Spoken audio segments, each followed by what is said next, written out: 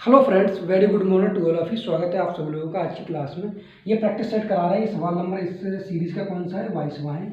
दिया है सवाल कि चिथू ने एक घर के निर्माण के लिए एक 49 मीटर गुणा 46 मीटर माप का आयताकार भूखंड खरीदा। पहले कदम के रूप में उसने 7 मीटर अर्धव्यास और 40 मीटर गहराई का कुआं खोदा। इस कार्रवाई के दौरान निकली मिट्टी को समान रूप से मैदान में फैला दिया। मैदान की ऊंचाई में वृद्धि ज्ञात कीजिए। ठीक है, तो ये इस सवाल में क्या है कि चिंटू था एक व्यक्ति, उसने क्या किया है कि 49 मीटर गुणा 46 मीटर एक भूखंड खरीदा, आयताकार का है। ठीक है, अब उसमें उसने क्या किया है कि 7 मीटर अर्धव्यास का एक क्या है कुआं खोदा है। इसने 7 मीटर का अर्धव्यास का एक कुआं खोदा है ये। और यहाँ से कितनी कुएं की जो ऊंचाई मतलब इसमें दे रखा है कि 40 मीटर गहराई है। इसकी गहराई कितनी? 40 मीटर है। अब यहाँ से जो मिट्टी निकली है इस मैदान में चारों तरफ फैला दिया है। जो फैली हुई इसकी ऊंचाई कितनी बड़ी है ये पूछा गया है। ठीक है, तो हम क्या करेंगे, पहले आयताकार भूखंड का एरिया निकालेंगे। इस आयताकार भूखंड का एरिया कितना होगा यहाँ से कि लंबाई गुणा चौड़ाई। यहाँ लंबाई 49 और 46, हम 49 को लिख सकते हैं 50 - 1 और गुणा 46। इसे हम इसलिए लिख रहे हैं क्योंकि मल्टीप्लाई करने पर जल्दी हो जाएगा। ठीक है, 50 गुणा 40 करेंगे यानी 5 × 30 का 0 हासिल 3 और 5 × 20 और 3 23। ठीक है, डबल 0 और माइनस हो जाएगा 46। जब यहाँ से 46 घटाएंगे कितना बचेगा? ये बचेगा 10 में से 6 जाएगा, कितना बचेगा 4 और ये 9 में से 4 जाएगा 5 बचेगा, यानी 2254 मीटर स्क्वायर। ठीक है, ये किसका? पूरे आयताकार भूखंड का एरिया है। अब यहाँ का 7 मीटर अर्धव्यास का। ठीक है, तो 7 मीटर का अर्धव्यास है कि इस वृत्त का अर्धव्यास वाले वृत्त का एरिया कितना होगा? इसका एरिया हो जाएगा कितना? पाई आर स्क्वायर। पाई की वैल्यू 22/7 गुणा आर की वैल्यू 7 गुणा 7। ठीक है, 7 से 7 कट जाएगा और 7 गुणा 22 कितना होता है? 154 मीटर स्क्वायर। ठीक है, अब यहाँ से इसकी जो मिट्टी है वो निकाली जा रही है, तो इससे हम क्या करेंगे, इसके एरिया में से ये घटा दें, कितना बचेगा? शेष एरिया बचेगा आयत का 2100 मीटर स्क्वायर। अब ये कहा गया है कि यहां से 40 मीटर गहराई का गड्ढा खोदा गया है, कितनी गहराई? ठीक है, इसकी ऊंचाई कितनी बढ़ जाएगी? शायद शेष एरिया बचा उसकी मतलब ऊंचाई कितनी बढ़ जाएगी? तो 2100 गुणा h, इसकी तो h ही बढ़ेगी। ठीक, और बराबर कितना होगा? पाई आर स्क्वायर इंटू एच। मतलब इसे एक बेलन के टाइप का बन जाएगा। बेलन का आर्क कितना होता है? पाई आर स्क्वायर इंटू एच। तो पाई आर स्क्वायर की वैल्यू कितनी है? 154 गुणा एच की वैल्यू कितनी है? यहाँ पे 40 है, मतलब इसकी ऊंचाई जो है। ठीक है, अब एच की वैल्यू यहाँ से निकालेंगे, 0 से 0 कट जाएगा ये। ठीक है, तो एच बराबर कितना होगा? 154 गुणे 4/21। ठीक है, 7 से काटेंगे तो 7 एकम 7। ठीक है, 7 दूनी 14, 7 दूनी 14 22, ये कट जाएगा 7 या 21। इसे हम और काट देंगे, 2 बार कटेगा, ये कट जाएगा 15 बार, यानी कि 44/15। 15 से काटे तो 15 दूनी 30 पॉइंट और कितना बचा? 14, यानी कि 15 × 135। तो 2.9 के समथिंग इसका 2.933 मीटर हो जाएगा इस सवाल का आंसर। ठीक है,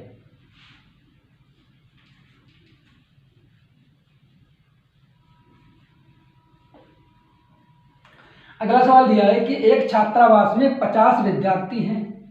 अगर छात्रों की संख्या में 10 की वृद्धि होती है तो रखरखाव खर्च 40 रुपए प्रतिदिन बढ़ जाता है, जबकि प्रति व्यक्ति औसत रखरखाव खर्च में 4 रुपए की कमी आ जाती है। तो छात्रावास का प्रतिदिन मूल रखरखाव खर्च कितना है? ठीक है, तो कुल खर्च कितना हो रहा है, यानी कि हमने मान लिया मूल खर्च है x है, तो x गुणा 50, कुल कितना हो जाएगा? x गुणा 50, ये खर्च टोटल हो गया। ठीक है, अब यहाँ कहा गया कि 10 की वृद्धि होती है तो रखरखाव 40 रुपए प्रतिदिन बढ़ जाता है। ठीक है, तो यहाँ कितना है, यानी कि और कहा गया कि प्रति व्यक्ति औसत रखरखाव 4 रुपए कमी हो जा रही है। मतलब जब व्यक्ति 10 की वृद्धि हो रही है तो 4 रुपए की कमी हो रही है। ठीक है, खर्च में, यानी कि 10 जब बढ़ गए, पहले कितने 50 व्यक्ति थे, अब 60 हो गए, और यहाँ पर रखरखाव में खर्च कितना कम हो गया? 4 रुपए कम हो जा रहा है। पहले x था तो x - 4। ठीक है, और इधर क्या कहा गया है कि 50 विद्यार्थी, टोटल विद्यार्थी कितने? 50x। ठीक है, और कितने बढ़े हैं? 40 रुपए प्रतिदिन बढ़ जा रहा है, +40। ठीक है, यानी कि इसमें सवाल क्या आ गया है कि एक छात्रावास में 50 विद्यार्थी हैं और अगर छात्रों की संख्या में 10 की वृद्धि होती है, 10 की मतलब पहले 50 थे, अब कितना होगा, 10 बढ़ गया 60 हो गए, तो रखरखाव खर्च 40 रुपये प्रतिदिन बढ़ जाता है।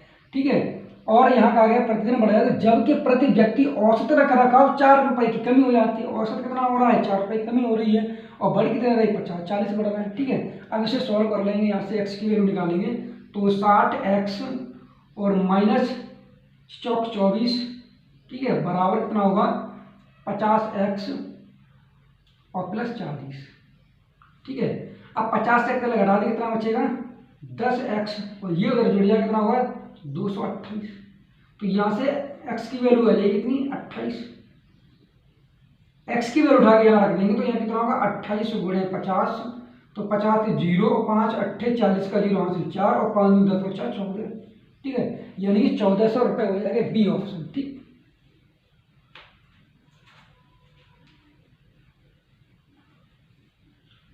अगला सवाल है कि एक विज्ञान मंच में भाग लेने के लिए पंजीकृत छात्रों के एक समूह की औसत आयु 17 वर्ष है और 16 साल की औसत उम्र वाले 10 नए छात्र मंच में जुड़ते हैं।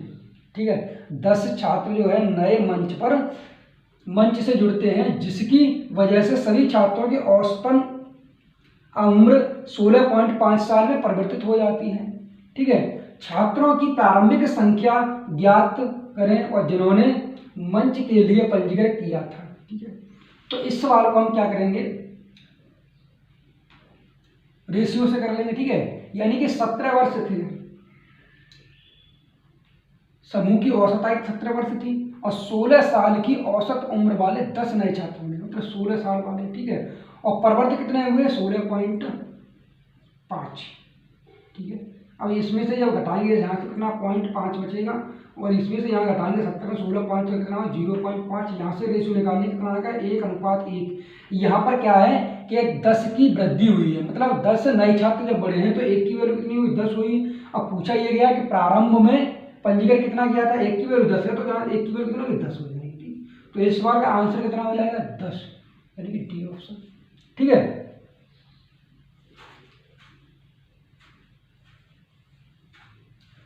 अगला सवाल दिया है कि एक दुकानदार 300 रुपये में कुछ सामान खरीदता है, अगर उपरवय उसके लागत मूल्य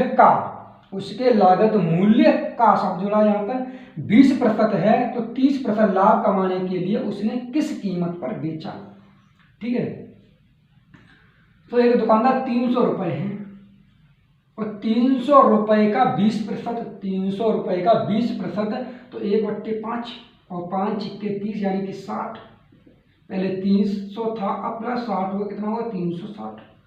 अब 360 रुपये पर कितना लाभ कमाना है, 30% का, तो 130/100, 2 जीरो से 2 जीरो कट जाएंगे, 13 13 × 78 के 8 हासिल 7 और 13 या 39 और 7 कितने हो जाएंगे, 46, यानी कि 468 रुपये, सी ऑप्शन। ठीक है,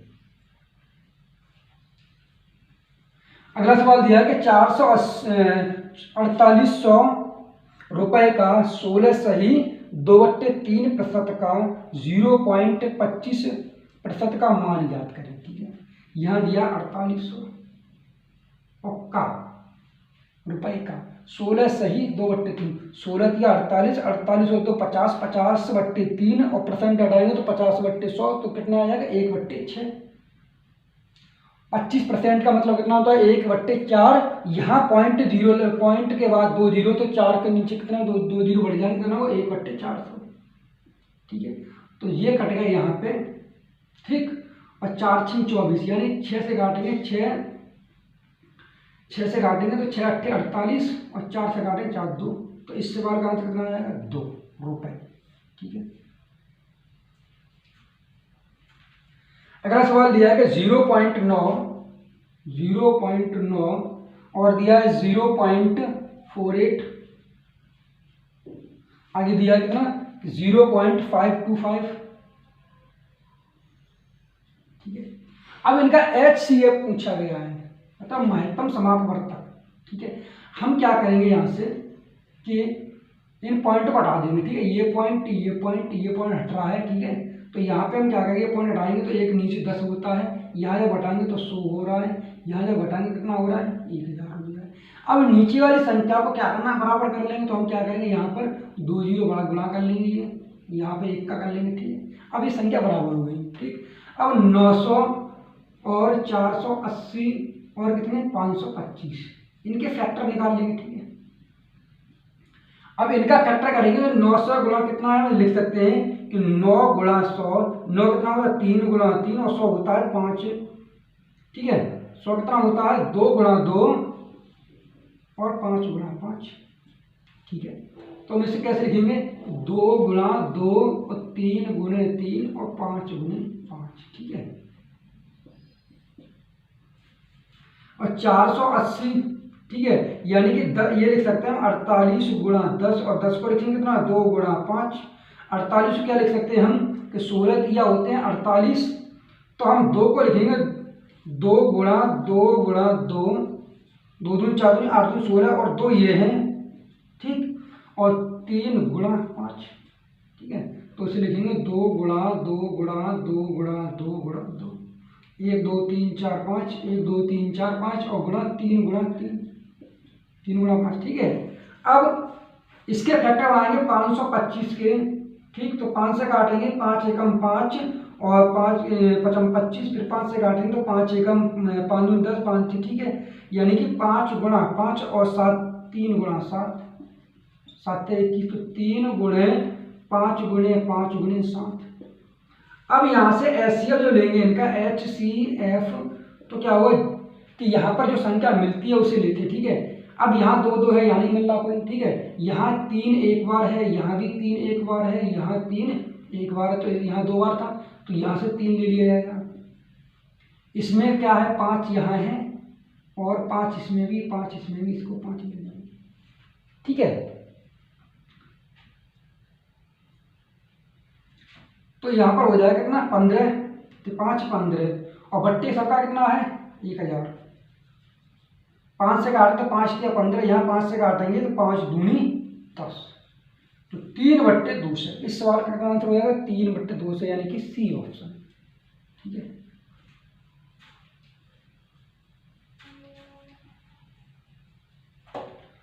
अगला सवाल दिया है कि एक कार्यालय में काम को करते हुए n व्यक्ति वह काम 60 दिनों में पूरा कर सकते हैं। n व्यक्ति हैं 60 दिन में पूरा कर सकते हैं, यानी कि n गुणा 60, ठीक है। तो पूरा काम कर सकते हैं, तो टोटल वर्क कितना हो गया n गुणे 60। अगर 12 अतिरिक्त व्यक्ति काम पर लिए गए, 12 व्यक्ति काम पर लिए गए, यानी कि पहले कितने थे n, अब कितने हो गए n प्लस 12 व्यक्ति काम पर लिए गए, ठीक है। 12 अतिरिक्त व्यक्ति काम पर लिए गए, वही काम पूरा होने में 12 दिन कम लगते हैं, यानी कि पहले 60 दिन लग रहे थे, अब 12 दिन कम लग रहे, कितने हुए 48, ठीक है। तो शुरुआत में वहां कितने लोग थे, ठीक है। n की वैल्यू निकालेंगे यहाँ से, तो यहाँ से काटेंगे 6, ठीक है। 12 चक 48 और 12 पंजी 60, ठीक है। ये हो गया 5 एंड, और ये कितना हो जाएगा 12 चक 48 और 4, ठीक है। अब इधर ला घटा दें तो n की वैल्यू कितनी 48, तो ये इसका ऑप्शन आंसर हो जाएगा, यानी कि n की वैल्यू कितनी 48, बी ऑप्शन, ठीक है।